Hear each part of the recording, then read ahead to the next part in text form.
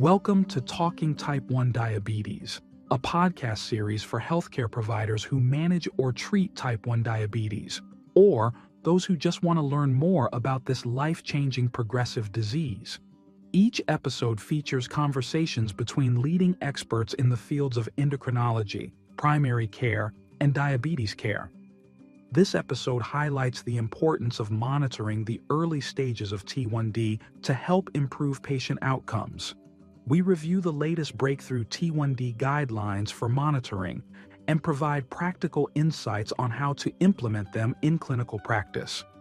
You will hear from two pediatric endocrinologists, Dr. Nana-Hawa Yayah Jones, a board-certified pediatric endocrinologist in Cincinnati, Ohio, and an associate professor in the University of Cincinnati Department of Pediatrics and affiliated with Cincinnati Children's. Dr. Henry Rodriguez, a professor of pediatrics at the University of South Florida in Tampa, Florida, as well as clinical director of the Diabetes and Endocrinology Center.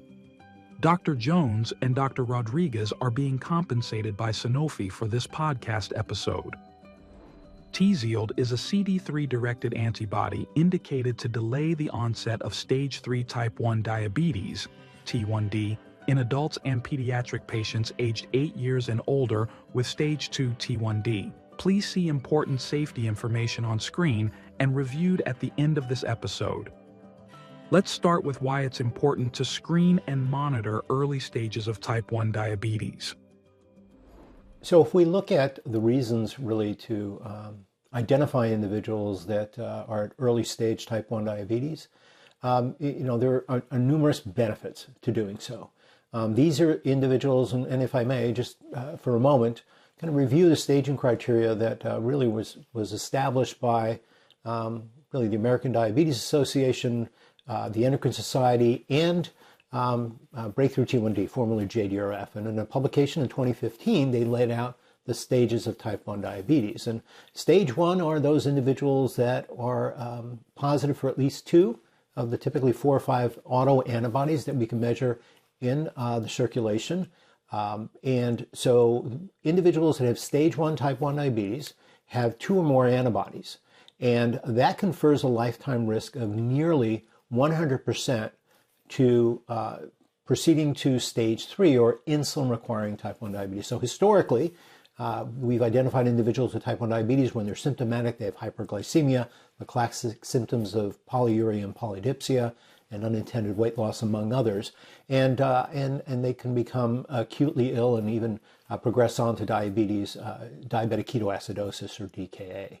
And despite all the advances in monitoring and treatment and so forth, upwards of, in particular children, 60% of individuals presenting with new onset type 1 diabetes have DKA as at their presentation. So stage 1 double antibody positive, nearly 100% risk of progressing. And if you look at those individuals in the 5-year and 10-year kind of buckets, at 5 years the risk is about 44%, again, to progressing to insulin requiring stage 3, and 70% over the course of 10 years, and nearly 100% for lifetime.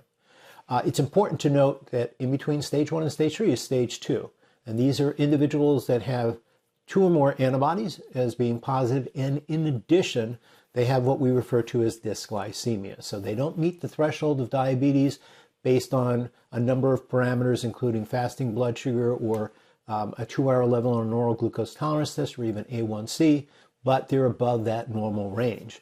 And so again, this issue of identifying people early on is critically important, not only in preventing diabetic ketoacidosis, in allowing individuals and their families really to come to terms with the fact that they are going to develop type 1 diabetes, learn the necessary skills early on with regards to glucose monitoring, and potentially insulin administration before it becomes a critical need. Yes, Dr. Rodriguez, thank you so much for highlighting the different stages and why it's so important to screen. And I think both of us as pediatric endocrinologists, we see a vulnerable patient population and that's children. And so the key benefits of screening and monitoring, like you noted, was not only to prevent instances like diabetic ketoacidosis, but that really aligns with keeping them out of the hospital, more time at home, more time at school, reducing the time away from work from families when they get this diagnosis. Thank you to Dr. Rodriguez and Dr. Jones for their perspectives on how screening and monitoring can help reduce the risk of DKA. Please note that there is no evidence that TZIELD can impact the occurrence of DKA or any related patient outcomes. Now our experts will review screening and monitoring guidelines and their experience implementing them in practice. So if we think about practical guidelines, so, we just talked about how important it is to screen. So when you actually do screen, and again, you get 2 antibodies positive, which for children infers that, 85% of those children in stage 2 are going to progress to stage 3, which is clinical diabetes. What should we do, Dr. Rodriguez, when we see a patient who actually now has been screened and has 2 antibodies positive? What are those practical guidelines that you would recommend? So I think, it's critically important, as you say, once those individuals have been identified as being, really extremely high risk, particularly for those at stage 2, is that, how do you follow those individuals and mitigate their risk for DKA and help them along the course? There have been consensus guidelines that have been published by Breakthrough T1D in association with ADA and the Endocrine Society, the International Society for Pediatric and Adolescent Diabetes, and other professional organizations have come up with a framework which to start looking at that monitoring. And it's important to note that, we're learning more and more as we gain greater experience with those individuals that are antibody positive. Studies like Type 1 Diabetes TrialNet and others, global studies, have really allowed us to frame that discussion and make projections in terms of that risk, as you've mentioned. So, for instance, in children with stage 1, you can look at A1C and random glucose levels either by venous capillary blood glucose or a 10 to 14 day continuous glucose monitoring or CGM. You can look at that once every 3 months or so for children that are less than 3 years of age, at least every 6 months for children between 3 and 9 years of age, and at least annually for children over 9 years of age. If you're looking at adult patients with stage 1 and normal glycemia, they should be monitored about every 12 months, looking at their A1C for about 5 years. If they still got normal blood sugars, then monitoring every 2 years might be considered. If you turn... I'm sorry.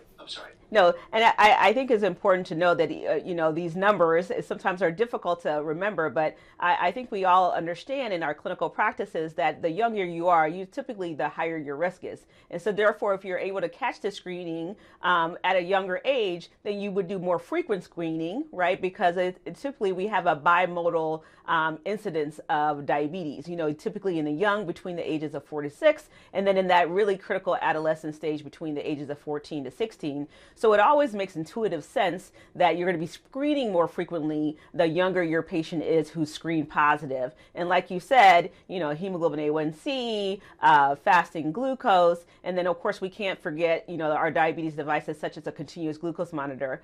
With the advent of diabetes technology, we have such a breadth and wealth of ability to monitor blood sugars at a frequency of up to every minute to every 5 minutes that you can probably even prescribe a continuous glucose monitor even for just a 2-week wear in order to really get an idea of what the blood sugars are doing in those patients who screen positive.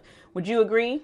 Absolutely. And, again, this is where that blood glucose monitoring needs to go along with that education. What do those numbers mean, right? We don't want to overly stress families that are following glucose levels and thinking that they need to look at it, as you said, every 5 minutes overnight. You can imagine parents of a young child doing that.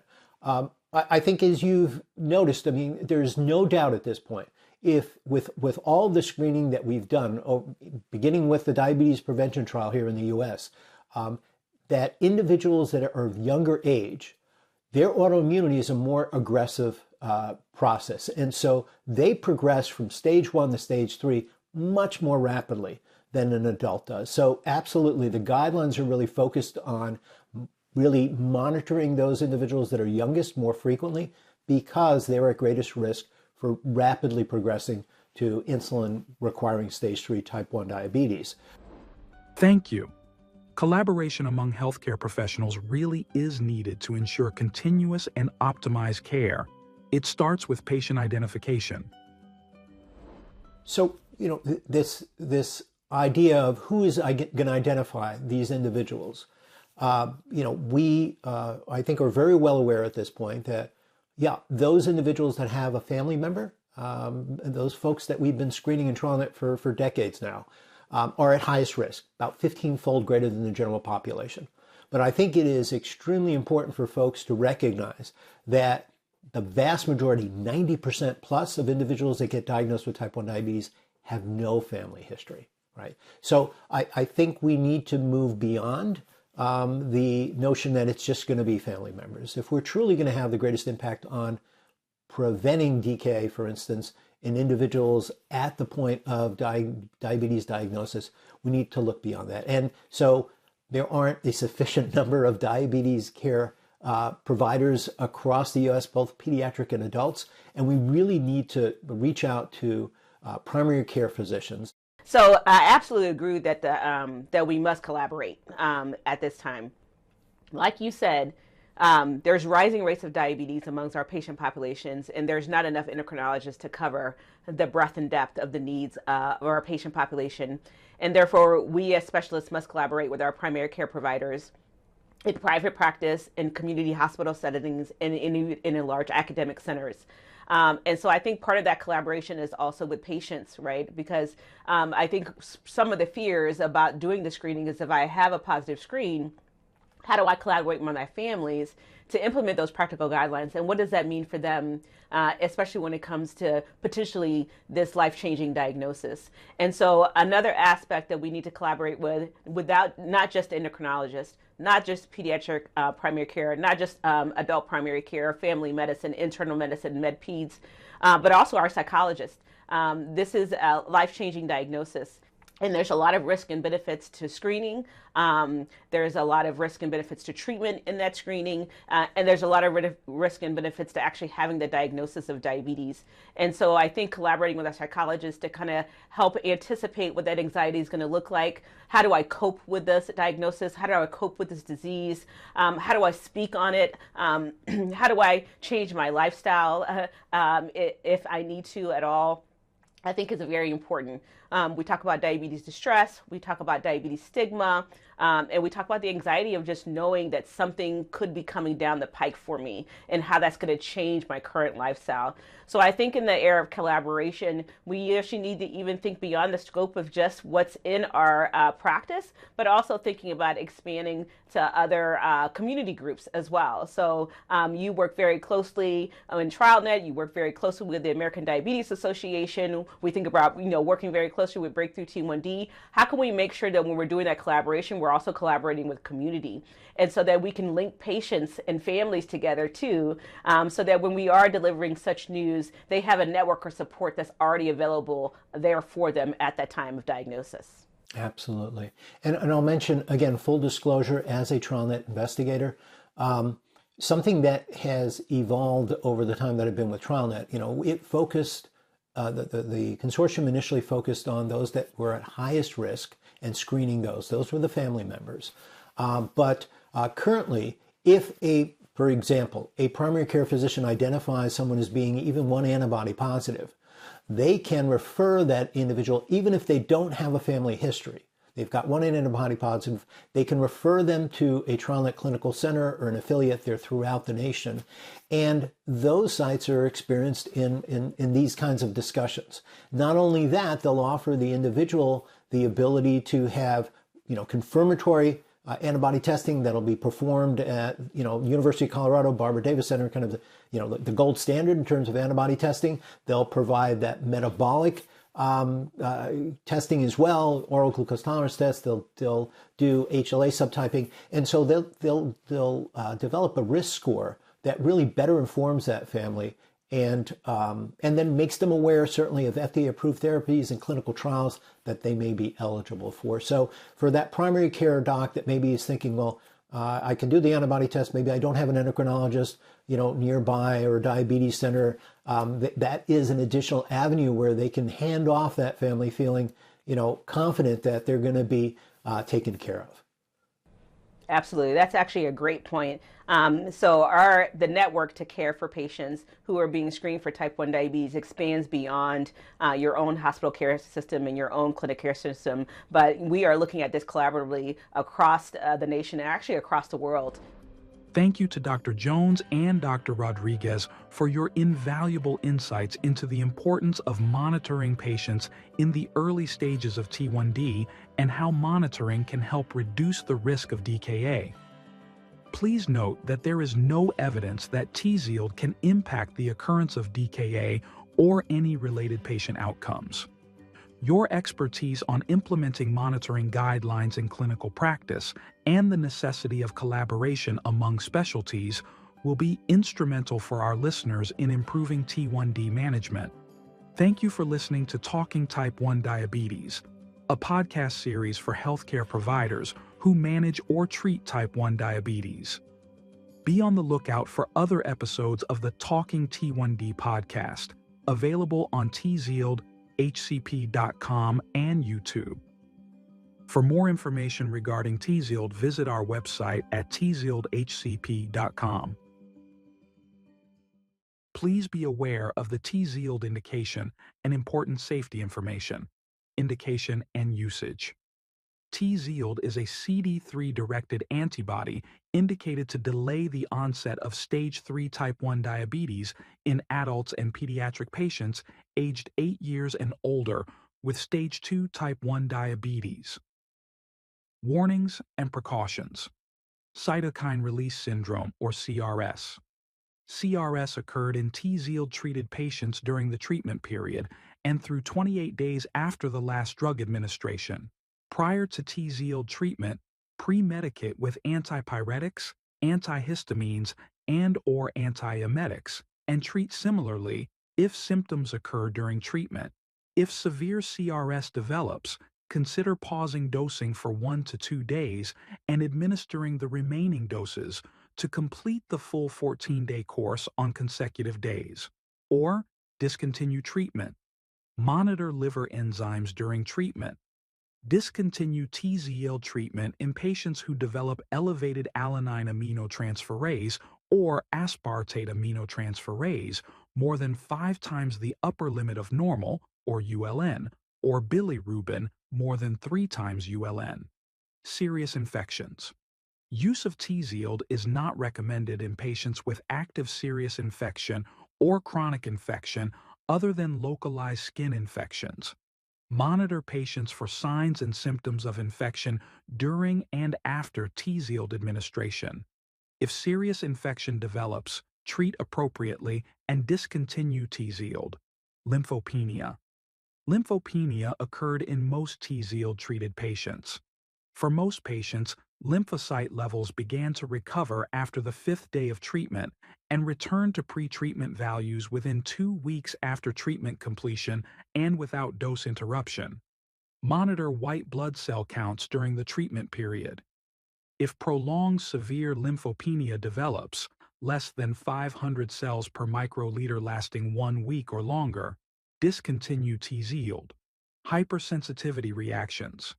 Acute hypersensitivity reactions including serum sickness, angioedema, urticaria, rash, vomiting, and bronchospasm occurred in TZIELD-treated patients. If severe hypersensitivity reactions occur, discontinue TZIELD and treat promptly. Vaccinations. The safety of immunization with live attenuated live vaccines with TZIELD-treated patients has not been studied. TZIELD may interfere with immune response to vaccination and decrease vaccine efficacy. Administer all age-appropriate vaccinations prior to starting TZIELD. Administer live vaccines at least 8 weeks prior to treatment. Live vaccines are not recommended during treatment or up to 52 weeks after treatment. Administer inactivated, killed vaccines or mRNA vaccines at least 2 weeks prior to treatment. Inactivated vaccines are not recommended during treatment or 6 weeks after completion of treatment. Adverse reactions. Most common adverse reactions, more than 10%, were lymphopenia, rash, leukopenia, and headache. Use in specific populations. Pregnancy may cause fetal harm. Lactation. A lactating woman may consider pumping and discarding breast milk during and for 20 days after TZIELD administration.